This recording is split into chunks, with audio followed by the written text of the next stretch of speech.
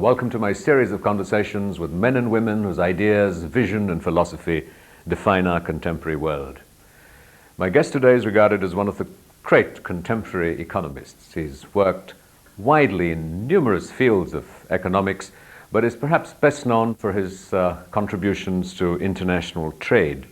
He's a professor of economics and law at Columbia University. He's lectured from the most prestigious platforms around the world. He's written 50 volumes, more than 350 articles. I'm delighted to welcome Professor Jagdish Bhagwati. Thank you very much. Welcome to India. You have been, I remember as an undergraduate, reading your book on underdeveloped economies. Wow. And you have been at the centerpiece, in a sense, of so much economic thinking for decades. You have also been a frequent visitor to India.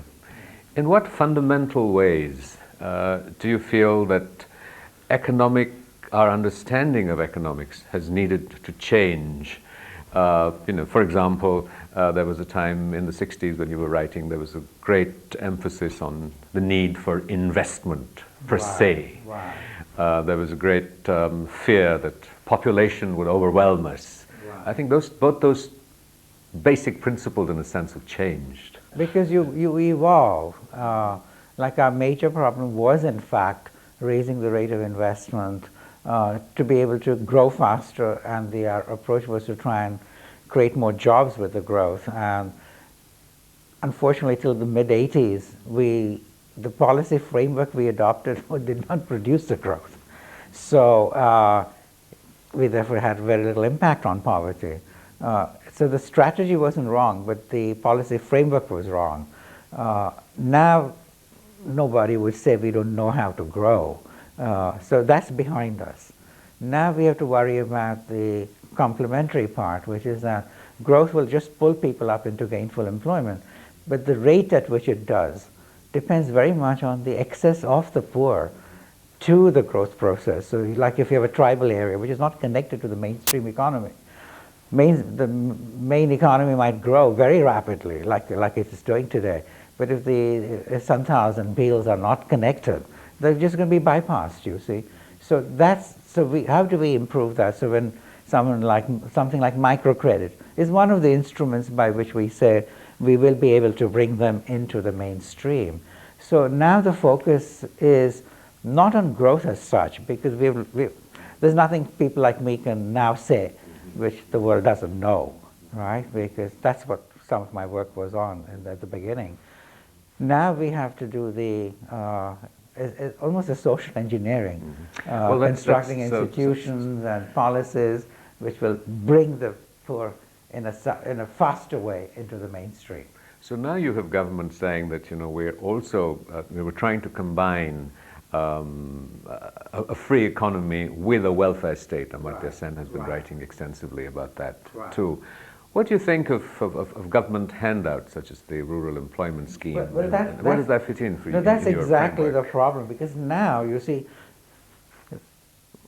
I go back to the early 60s when I started working in the Planning Commission for 3 years on poverty, actually.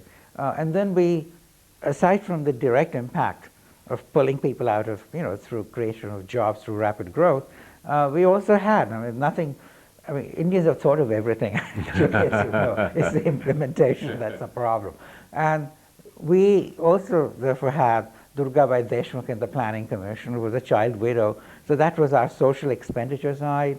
We had Rajkumari Amrit Kaur in Panditji's cabinet, and she was in charge of health. So all of these things were there, but where would the money come from if you had a stagnant economy? So, it's more complicated than that. Of course, the values also may not be quite right, but there's a fundamental problem that a stagnant economy until about the mid-80s was not generating the revenues. Now we have the revenues, right? Well, can we efficiently, effectively spend it? So the question is exactly what what are the implications of that kind of money just entering into the economy without really yielding goods and services? Yeah, but you see, this is where I think our current debate is now focused, and we need to worry about it. Because now we have the money, and we also have a government. Well, in fact, all governments in the end in India have to be what I call populist, meaning for the people. The populism is not a bad name in my book. If it says we have to do something for the poor people, that's how we started planning in the first place. But populism in terms of the instruments, the policies, is a big problem. So if you have something like, we get more money, and you want to help the poor in addition to what the growth process is doing, which you should be doing. And if you say, take the employment guarantee scheme, giving people 100 days, it sounds good in principle, but I suspect that it is more like the populism in terms of instruments, meaning it is probably not going to be productive of results because money will get siphoned off, because it is close to a dole, very much. So because the corruption proneness is a bit greater than when you are spending it on building roads or schools. And two, many of these policies may not even be sustainable. Like you take redistribution of income, you get a one-shot effect. Then how do you maintain it? Because the economy also has to grow. So those are you are going to look for ways of additionally improving the incomes of the poor and their capabilities by thinking of schemes which are both productive and sustainable. Yet there and that is really where the debate has to be. My fear is that currently, because of the whole, a sense of rediscovery of the poor, as it were, because they've always been with us and they were always... Garibi Hatao is back as a yes, slogan. It is. It's, no government in India can actually not say that. But there is the fear that things left to the market, look at education, healthcare, for example, right. That the more the private sector is coming in, the public health is deteriorating rapidly. Right. And health, as you know, even in the United States, has remained a major issue. Right. What kind of balance, what mechanisms do you see that would achieve this? That you don't just leave, either dole out money, or leave education and health and things to the private sector? I think you're raising a terribly important question, and I think it is sort of, the answer is somewhere in the middle. I mean, I'm a centrist. The editor of The Economist, Jeffrey Krauser, was once asked at the London magazine, what's your ideology? He says, we are in the extreme center. Take environment, to something which people will understand more directly. We really want to be able to get people to pay for the pollution they're creating so they will not pollute as much, right? Because they'll just won't spew things into the air or dump things into the rivers and not have to pay for it, in which case you will overdo it, right? There's always an optimum somewhere. Now, you can do this by saying, here are these caps, you can't do more than, and giving orders and so on. But economists now say use the market, meaning use taxes, pollution taxes and so on. So that is a case where the tax itself can be regarded as creating a market, because there was no market for pollution. Otherwise I would have had to pay for it when I'm polluting. So either I can have a tradable permit, which is what we have internationally, or we can have a tax policy, polluter pay. So these are ways of supplementing the market and actually using it by creating a missing market, right? So I think throughout, in every area, we have to use the market incentives, because people have to respond to incentives, because people are not going to respond to... We'll come to that in a moment. You're watching a conversation with the economist Jagdish Bhagwati. We'll be right back after a short break. Don't go away. Welcome back to a continuing conversation with Jagdish Bhagwati, the eminent economist and professor of economics and law at Columbia University. You were talking about leaving things to the market.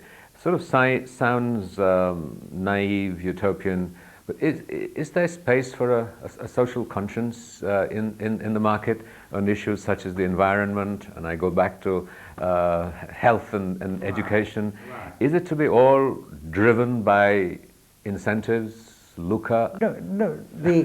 Well, I mean, Adam Smith's great invention was to say, not that, if you're altruistic, you will do good. I mean, if he'd done that, nobody would remember him at all. But what he said was, how do we harness man's basest instincts, as it were, namely greed, through institutional mechanisms, and harness it towards producing good at the margin. And that is why his Wealth of Nations was a big success. But the values cannot come from economics, basically. Because it is, what Adam Smith is saying, at least I mean, he is more than the Wealth of Nations, but basically he's saying that here are, men's pursuit of self-interest, and how do we create society, and the markets were his way of doing it. And he was the first one to systematically think it through. So I think, going back to environment, nobody is going to give you the values like we value environment. I mean, I'm now in my early 70s, and just even going back 15 years ago, who ever thought of the environment? It was simply not on the radar screen. But do you think that George Bush will be more inclined to the Kyoto Protocol now that you have cherry blossoms in Washington and it's freezing in New Delhi, and New Delhi is colder than New York? It's sort of coming home here and now. Yeah, I think the problem with it was not just him. I'm a Democrat well, I'm in American politics. Yes, making him the focus. Clinton and Gore also could not get the U.S. Congress to vote on Kyoto. The U.S. Senate, there was only one vote from 100 senators in favor of the Kyoto, ratifying Kyoto, because they feel that India and China were being let off, and they were not willing to accept that. So that is a more complicated issue. But of course, Bush, on balance, didn't even believe in that there was global warming going on. I think the story on that is changing now. So that will have to be, they're going to have to do something about it. I'm reasonably optimistic that the system will move. Right now, thanks to Al Gore's film and Professor Hanson's documentation of what is happening by global warming, now the Americans are into it, thinking, but will it be sustained? I'm a bit cynical about Americans, and their whole economy is geared towards, using big cars, the larger numbers of pets per person. So when you have 2 dogs, how do you transport them in a little car, right? Well, so you have to have a SUV, which is a gas guzzler. So there are all kinds of constraints in the system. Well, even we're aspiring to, 10% growth rate doesn't seem, yes, completely improbable. There's also the obvious logic that if India begins to achieve that kind of growth and consumption, the environment isn't going to be able to sustain it. So if it isn't going to come through a social conscience, a fear as to what's happening on our planet, right, a larger sense of, to use the Dalai Lama's phrase, universal responsibility, do you really believe that the purely economic argument or logic or mechanisms will bring about the kind of restraint that the planet needs? No, because I think you're raising a very important question. Just think of it in relation to India and China, for example. In China, you talk to all the sinologists, experts who are sympathetic to China, and people get attached to the country they study to a point of excess, actually. They're all agreed, whether on the left, on the right, and so on, that China is a wasteland now. Everything, the water is polluted badly and so on. If you actually make an adjustment of the growth rate for the damage they've done, because that's technically required under straightforward economics, because like if you burn down your house and grow a little faster, you have to take into account that loss, you see. So it's a very fundamentally a very simple point. If you take into account the massive waste that's going on in terms of environment, many people think now their growth rate should come down by 3 percentage points or so. That's one point. The other point is what you're asking about values and so on. You take a country like India, which is democratic. We have maybe some responses which go to excess, like Meda Patkar, protest does tend to escalate and so on. But that is the countervailing side to what would happen in the marketplace left to itself, all right? And that's democracy, actually. Civil society groups, opposition parties, people like us. I call myself a one-man NGO. I'm going to call myself G1. So you have a variety of points at which, in a democratic system, and of course newspapers and media, they're also part of the element of democracy. They provide the countervailing corrective, you see. Now you take what happened in Soviet Union, there was absolutely no counter. So again, another wasteland. China, they don't have the four elements of democracy. NGOs, they don't have opposition parties, they don't have an independent judiciary to which you can turn, and they don't have a free press. So the four elements of a functioning democracy, which provides the countervailing corrective, are simply not available, or they'll take much longer to do. So I think that's the value formation, I think, under democracy is the best one, because it has to come from the sort of thing which the senior minister Lee Kuan Yew doesn't understand. When he looks at democracy, he sees it as noise, right, and chaos, but it's actually a democracy at work. And that's what provides you with the basic resilience of your system. You described yourself as a one-man NGO. What's the mission of this one-man NGO? Well, the mission the mission is defined by the fact that I grew up in India. You see, because it is enormous poverty around us, and that sort of, I have impatience with measuring poverty. I mean, I do a lot of technical work, but you don't need to measure what is so obvious. Involved in sort of doctrinal debates about whether it's 10% or 5% or 4%. I mean, we really need the policy framework. So my first job in the Indian Planning Commission was precisely that, and that reinforced the basic notion that we should use our knowledge to not just to advance knowledge, but also to practice virtue, not in any specific set of prescriptions, but to try and use it to good purpose. You've talked about knowledge and virtue, and you've written fairly extensively on the need for a changing paradigm for education. Wow. And that, in a sense, you're recommending a more Renaissance kind of education, the training of the mind, because with globalization, skills change so rapidly that you can no longer acquire a single skill and just stay with it. What is your assessment? How do you look at the impact of privatization in education in India, educational management? What does the country need to do better or more correctly as far as education? I think it's going to be a mix of public and private, in the sense that, private sector, of course, we do know that schools are opening up where even the not so poor, the very poor can't surely afford fees and so on. But the not so, I call them the not so rich and not so poor, people who are just a very, very low middle class and so on, they are actually buying into education and so on. So I think that's a very welcome thing.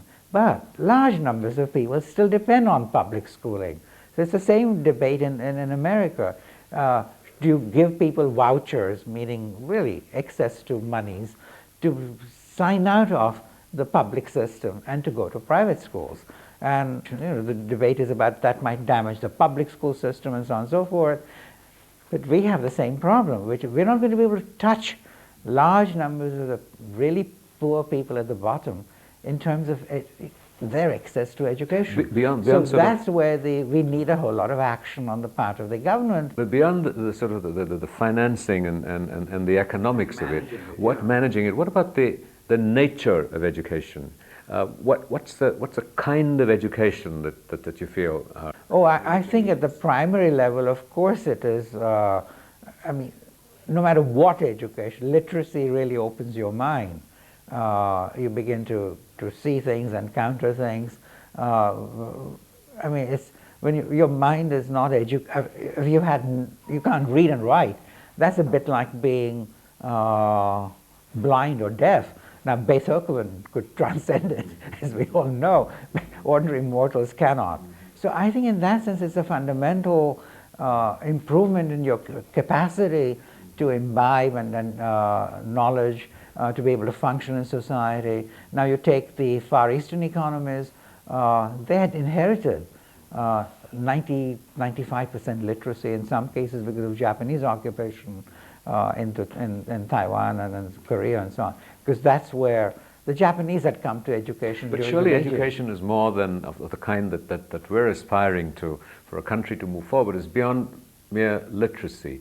It's the ability, it's a scientific temper that Nehru used to speak about. Yeah. It enables research, But innovation, pushing the boundaries. But that comes later. I mean, but primary education is also important even to sustain growth, because where the Far Eastern economies grew rapidly, partly because of the high, because you import machines with the latest technology. If your workers cannot even function in terms of reading instructions and so on, how are they going to do it? So they would be like me when I go and buy an electronic gadget, I mean, like a VCR. I mean, all I do is on and off. There are lots of other options which I can't even begin to understand, because I'm really technologically illiterate in that way. And that would be the case with workers, so productivity would get affected. So the Far Eastern sort of inheritance of primary education is enormously helpful. But now you're talking quite correctly about the scientific temper, and that's what we need today, because to function in a world economy, and there's no option to doing that. I mean, it's whether you celebrate it or condemn it, it's there. The option of just saying I'm going to isolate myself into a Garden of Eden or something, where I won't have any international trade, that is simply not possible. And today people on internet and all sorts of things are in contact with the outside world. So that's not a viable option. But in that situation, with so many countries now trading, investing in one another, something which we have realized now we are also doing beautifully, you don't have the luxury of being able to relax. Today the world has fierce competition. This is what Tom Friedman calls a flat world. It's a crazy metaphor in my opinion. But still, what he's saying is that a lot of people are there. So if you're a CEO, a managing director of a company, and you look behind you, there's somebody stealing up, right? It may be from Taiwan, it may be from Brazil, it may be from Germany, France, but there's somebody in your field. Now, when that is happening, you have to be performing all the time. So you don't have any comfort level. And that being the case, you then have to be able to move from one activity to another, because suddenly somebody behind you may actually steal up. You've been talking, you've been held out as an apostle for global trade and globalization. But isn't there the real possibility that there may prevail value systems which are antithetical to Mr. Adam Smith, whether it is the Islamic world or aspects of Hindu tradition which are uncomfortable with just money and what have you. Yes. You have watched the evolution. You have almost you've had a ringside seat to the growth of Indian economy. Would you dare to be a soothsayer and say where this might unfold? Today we celebrate globalization. At another time we celebrated, as I mentioned earlier in the program, that let's limit our populations. And today we say the most wonderful thing about India is it has this vibrant, young, potential consumer. So that's India's great strength. So our perceptions as to what is good, needed, and want to change. Are you? No, that is 20 years later. That is the soft underbelly of all of these things, because you are. One can make a rational case, along the lines that people like me make, which is that this is really good for your society. It pulls up people. But is there like you have science fiction? Is there economic fiction for a decade, 2 decades from now? If it was fiction, then I wouldn't be buying it, because there are better ways of doing fiction. We economists are as much subject to some preconceptions and so on, and ignoring some evidence which doesn't fit into what we're saying. But I think after the last 30 years of actually increasing globalization in the sense of increasing trade and increasing investments and so on, I think the jury is in, not out yet. And in the sense that I think we can plausibly claim that if our objective is first economic prosperity and two, even distribution of income, that we tend to draw more people into employment, and I think India and China have succeeded in doing that. It hasn't happened everywhere, because in some cases it's passed them by. In very rare cases you see them actually hurting the people, because your system might be completely feudal, and there are always possibilities which you can write about. But But I think that part is in, but whether that means we can actually go to the next country and say, look, will we be able to transact with that? I just don't. I mean, you're absolutely right. You may run into roadblocks which are coming in from traditional cultures, from the way the politics is set up. Staying with soothsaying, it's sort of very much a media sort of preoccupation to ask an economist to make a prediction. What do you see as India's growth rates in, say, 5 years from now, and how many people do you think will be able to rise above the poverty line? Well, I think that, I mean, normally I don't like to say, it's going to go up by 2 points or 3 percentage points, because that's one becomes a bit of a charlatan, actually, because you're not equipped in my Well, use the generalization. But what you can say yes. is, I think at the moment it seems as if this is sustainable. But whether it be 8 or 9%, I mean, there are obvious problems which you see with infrastructure. I mean, you go from Bombay to Surat, or Bombay to Pune, or Delhi or Delhi down to the Agra region, and you see all these lorries turned over and so on. I mean, there's clearly infrastructure problems all over the place. That is bound to slow it down. The politics may also, because coalitional politics, of course, reduces the rate at which... We're running out of time, but I think you've pressed a key button on infrastructure. Right. These are also sort of, in a sense, social phenomena. You need to move beyond merely the allocation of resources right. To get around these things. Right. So what are the recommendations? What are the kinds of things that you would like seen done beyond writing checks and making allocations in the budget? Take corruption, for example. I think, can we make a dent on it? Because clearly in the long run, even in the short run, it can be crippling of the process. So can we make a dent? I think so, in the sense that you see, obviously we got a lot of corruption largely because it was a byproduct of the earlier licensing system and so on, which unfortunately we economists were supportive of in those days. I sort of changed my mind earlier than many of my friends here. But that is, we've gotten rid of the licensing system, more or less. Politicians have to raise money, okay? So they got used to raising money by selling licenses and so on. And there are even some ministers I like who I'm told were the party fundraisers. So, now, if you don't have legal ways of raising money, what do you think is going to happen? Well, we can just sort of hope that one day it will be virtue that will prevail and not just the logic of the market. So we have to come up with institutional devices having diagnosed the problem.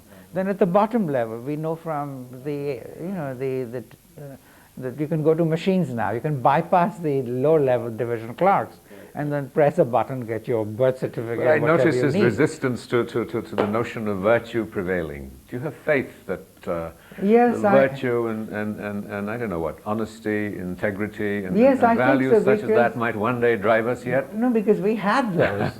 I mean, when I came back as a young man to work in the Indian Planning Commission, we had those. We had good institutions. Nobody was talking of corruption. Judiciary was very highly regarded. We had excellent leadership. What happened? But I think we need to think about not just what is wrong, but to get out of what is wrong, we need to think of institutional solutions so that we can get to pull them out. Okay. And at the bottom level, I think the fact that you can use modern technology, to bypass people who won't bring out your file, that is something. So I'm now writing a longer piece on how to handle corruption now that people are much more conscious of it than before. Okay. Well, that will be sort of for another interview. Thank you very much. Very good, lovely. Thank you again.